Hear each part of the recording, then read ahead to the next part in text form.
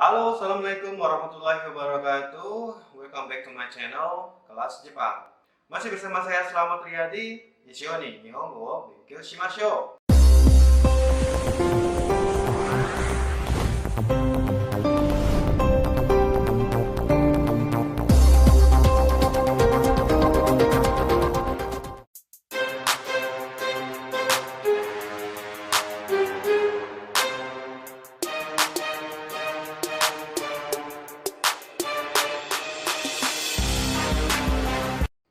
Kali ini saya mau berbagi pengalaman dengan minasan, yaitu apa sih hal-hal yang harus kita siapkan sebelum kita belajar bahasa Jepang.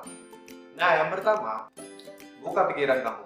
Jadi, sebelum kamu belajar bahasa Jepang, kita juga harus punya open minded ya. Kita harus berpikiran terbuka. Apa sih pikiran terbuka dalam bahasa Jepang ini?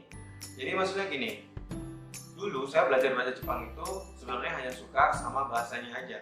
Tapi ternyata seiring dengan proses belajar saya, akhirnya saya itu merasa mentok. Kenapa mentok? Karena saya hanya suka sama bahasanya aja. Sedangkan seperti budayanya, atau misalkan film, lagu, ataupun seperti anime, itu saya tidak begitu suka.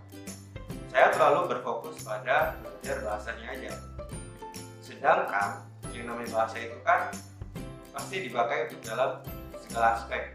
Lagu Jepang pasti pakai bahasa Jepang, film pasti ada bahasa Jepangnya, anime pasti juga, dan semua budaya yang ada di Jepang itu pasti ada hubungannya dengan bahasa Jepang itu sendiri gitu ya.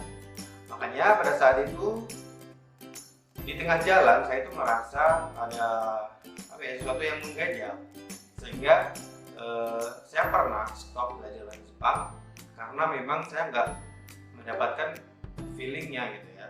Jadi saya tuh tidak ada semangat lagi untuk belajar. Apa sih tujuan saya belajar bahasa Jepang itu?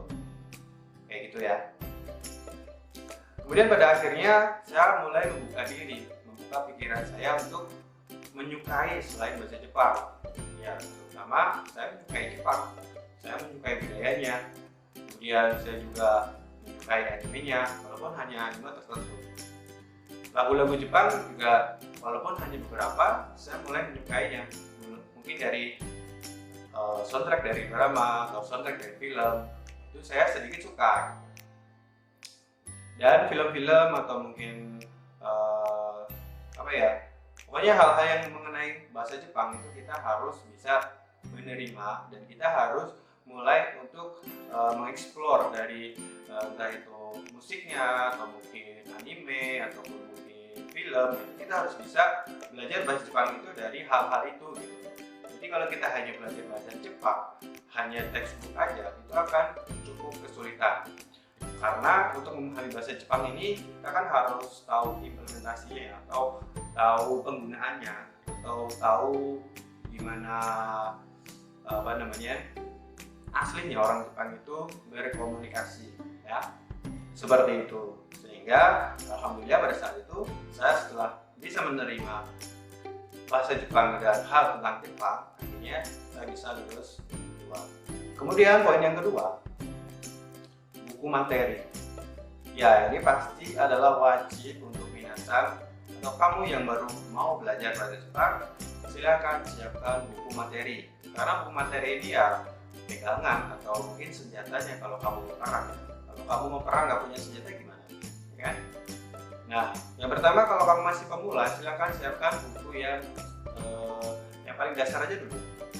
Buku pemula, misalnya buku dengan Nihongo, ya kan? Atau mungkin ya buku-buku yang sederhana untuk belajar hiragana katakana aja juga boleh-boleh aja ya. Yang penting siapkan buku, siapkan modal untuk belajar. Ya, walaupun mungkin dari internet, bolehlah dari internet, mungkin menurut minasan itu gratis, tapi kan pasti butuh kuota. Kuota kan juga modal kan, ya seperti itu ya. Berikutnya itu kamus. Jadi kamus juga salah satu senjata yang benar-benar harus punya. Misalkan buku adalah senjatanya, misalnya pedang. Nah, kamus ini adalah tamengnya misalnya. Nah, kalau kamu punya pedang tapi nggak punya tameng, ya kamu nanti ditusuk nggak bisa menghalau lawan ya nanti mati gitu kan. Nah di sini kamus adalah jadi ibaratnya, karena kosakata itu adalah yang paling inti dari sebuah bahasa. Kalau kita nggak bisa kosakata, kita mau ngomong apa gitu? Mau 1000 atau 2000 bunbo yang kita kuasai, kalau kita nggak punya kosakata, kita mau ngomong apa? Inti yang mau kita omongin itu apa? Isinya itu apa? Kita nggak tahu ya. Makanya kamus ini adalah senjata kedua setelah buku materi. Poin yang keempat adalah waktu.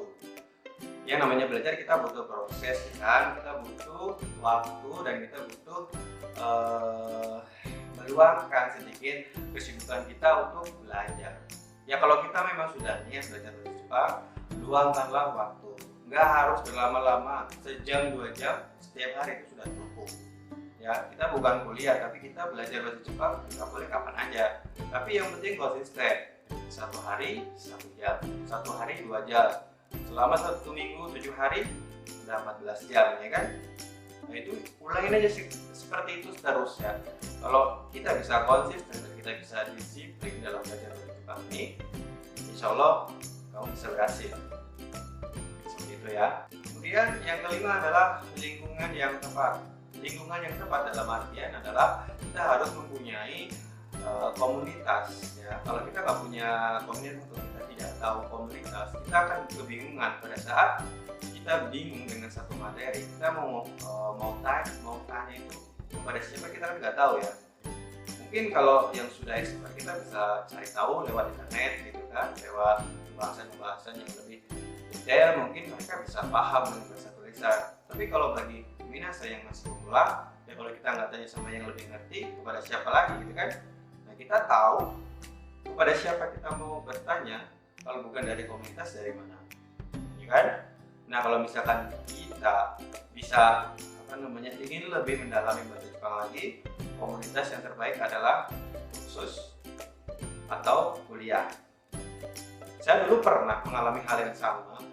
Ketika saya otodidak, saya kebingungan. Akhirnya saya pertama masuknya ke kursus bahasa, ya mungkin untuk masih yang sangat dasar sekali ya, tapi lama-lama saya ingin tahu lebih dalam lagi. Akhirnya saya memutuskan untuk masuk ke perguruan tinggi, sehingga pada saat itu saya masuk ke perguruan tinggi dan saya belajar bahasa Jepang langsung kepada dosen yang lebih tahu, dan saya belajar di lingkungan yang bagus, lingkungan yang benar, di mana ya semua orang yang ada di situ ya belajar bahasa Jepang. Disitulah saya bisa bertanya, bisa diskusi, dan kita bisa saling sharing mengenai bahasa Jepang.